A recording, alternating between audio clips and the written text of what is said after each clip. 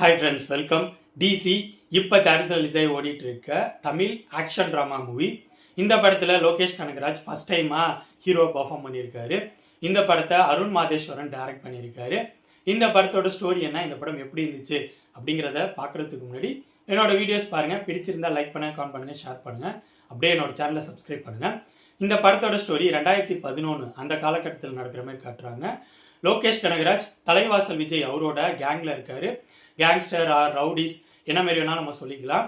அவங்க படத்தோட ஸ்டார்டிங்லேயே போலீஸ் டிபார்ட்மெண்ட்டோட வெப்பன்ஸ் எடுத்துட்டு போகிற வெஹிக்கிள்ஸை அட்டாக் பண்ணி அதுலேருந்து வெப்பன்ஸ் எல்லாத்தையும் திருடி விற்கிறாங்க. அது மட்டும் இல்லாமல் அடுத்தடுத்து நடக்கிற சில சம்பவங்கள்னால லோகேஷ் கனகராஜ் ஒரு போலீஸ் ஆஃபீஸரை கொடூரமாக கொன்றாரு. இதனால போலீஸ் டிபார்ட்மெண்ட்டோட மோஸ்ட் வாண்டட் பர்சனாக லோகேஷ் கனகராஜ் ஆகுறாரு. அது மட்டும் இல்லாமல் அவரோட கேங்கையும் பயங்கர தீவிரமாக போலீஸ் டிபார்ட்மெண்ட் தேடுறாங்க. ஸோ லோகேஷும் அவரோட கேங்கும் அடுத்தடுத்து ஊர் ஊராக ஓட ஆரம்பிக்கிறாங்க. இதுக்கப்புறம் படத்தில் நடக்கிற சம்பவங்கள் தான் டிசி.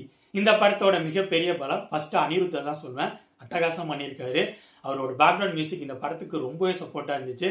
படத்தோட ஃபர்ஸ்ட் சீன்லேருந்து படத்தோட லாஸ்ட் வரைக்கும் அவரோட பேக்ரவுண்ட் மியூசிக் படத்துக்கு பேக் போன் மாதிரி இருந்துச்சு. மற்ற டெக்னிக்கல் விஷயங்களும் இந்த படத்துக்கு சப்போர்ட்டாக தான் இருந்துச்சு. அடுத்ததான் இந்த படத்தில் பர்ஃபார்மன்ஸ் அப்படிங்கிற வகையில் லோகேஷ் நல்லாவே சப்போர்ட் பண்ணியிருக்காரு. அவரோட ஃபர்ஸ்ட் படத்திலேயே நல்லா தான் பர்ஃபார்ம் பண்ணியிருக்காரு. ஆக்ஷன் சீக்வன்சஸில் அவரோட பர்ஃபார்மன்ஸ் நல்லா இருந்துச்சு. என்ன ரொமான்ஸ் சீக்வன்சஸில் மட்டும் இன்னும் கொஞ்சம் பெட்டராக பர்ஃபார்ம் பண்ணியிருக்கலாமோ அப்படிங்கிற மாதிரி தோணுச்சு. மற்றபடி சஞ்சனா அவங்களோட பர்ஃபார்மன்ஸ் நல்லா இருந்துச்சு. அவங்களுக்கு ஒரு சின்ன ரோல் மாதிரி தான் இருந்துச்சு. இருந்தாலும் படம் ஃபுல்லாக அவங்களோட ரோலுக்கான இம்பாக்ட் இருந்துக்கிட்டே இருந்துச்சு. நெக்ஸ்ட்டு வாமிகா கப்பி செமையான பர்ஃபார்மன்ஸ். அது மட்டும் இல்லாமல் அவங்களுக்கே சில இடங்களில் மாஸ் மூமெண்ட்ஸ் இந்த படத்தில் இருந்துச்சு, சூப்பராக இருந்துச்சு. மற்ற நடிகர்கள் இந்த படத்துக்கு என்ன தேவையோ அதை பர்ஃபார்மன்ஸாக கொடுத்துருந்தாங்க. இந்த படத்தோட ஸ்க்ரீன் பிளே ஃபர்ஸ்ட் ஆஃப் எனக்கு நல்லா போகிற மாதிரி தான் இருந்துச்சு. படத்தோட ஸ்டார்டிங், அதை தொடர்ந்து லோகேஷ் அவரோட கேங்கோட அந்த திருட்டு சம்பவம், அதுக்கப்புறம் நடக்கிற வயலன்ஸ்னு படம் அடுத்தடுத்து ஃபர்ஸ்ட் ஆஃப் ஸ்க்ரீன் பிளே நல்லா கொண்டு போயிருந்தாங்க. இதில் லோகேஷ் அவரோட பேக் ஸ்டோரியை படத்தோட ஃப்ளோவில் அங்கங்கே வச்சு கொண்டு வந்த இந்த விஷயம் டிஃப்ரெண்ட்டாக இருக்க மாதிரி இருந்துச்சு. இந்த படத்தோட ஃபர்ஸ்ட் ஆஃப் ஸ்க்ரீன் பிளேயோட மிகப்பெரிய பலம் இன்ட்ரோல் பிஃபோர் வர ஃபைட் சீக்வன்ஸ் அட்டகாசமாக இருந்துச்சு. அந்த ஃபைட் சீக்வன்சஸில் டெக்னிக்கல் விஷயங்களும் செம்மையாகவே இருந்துச்சு. நெக்ஸ்ட் இந்த படத்தோட செகண்ட் ஆஃப் ஸ்க்ரீன் பிளே எனக்கு சுமாராக இருக்கிற மாதிரி தான் இருந்துச்சு. அதுக்கு முக்கிய காரணம் ஃபர்ஸ்ட் ஆஃபோட ஸ்க்ரீன் பிளேல ஆக்ஷனுக்கு மட்டும் இம்பார்ட்டன்ஸ் கொடுக்காம கேரக்டர்ஸோட டிசைன் அதை பேஸ் பண்ணி அவங்களோட பேக் ஸ்டோரி மற்ற ட்ராமா எலமெண்ட்ஸுக்கெல்லாம் அதிகமாக இம்பார்ட்டன்ஸ் கொடுத்துருந்தாங்க.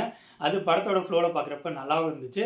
பட் செகண்ட் ஆஃபோட ஸ்க்ரீன் பிளேயில் வெறும் ஆக்ஷனுக்கு மட்டும்தான் இம்பார்ட்டன்ஸ் கொடுத்துருக்காங்க. அதுவும் ஆக்ஷன் சீக்வன்சஸ்லாம் செகண்ட் ஹாஃப்ல சாதாரணமாக இல்லாமல் ரத்த கலரியாக அதிக கொடூரமாக கொண்டு போயிருந்த மாதிரி இருந்துச்சு. இன்னொரு விஷயம், செகண்ட் ஹாஃபோட ஸ்க்ரீன் பிளே பேட்டர்னில் அடுத்தடுத்து ஒரே விஷயம் மாறி மாறி நடக்கிற மாதிரி இருந்துச்சு. லோகேஷ் அவரோட கேங்கை போலீஸ் துரத்துற விஷயங்களே அடுத்தடுத்து ஒரே மாதிரி இருந்துச்சு. அது ஒரு கட்டத்துக்கு மேலே லைட்டாக சலிப்பாகிற மாரி ஃபீலை உருவாக்கிருச்சு.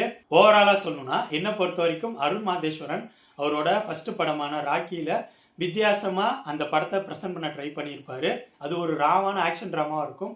பட் அவருக்குன்னு ஒரு பேட்டர்னை கிரியேட் பண்ணி அந்த படத்தை ப்ரெசென்ட் பண்ணியிருப்பாரு.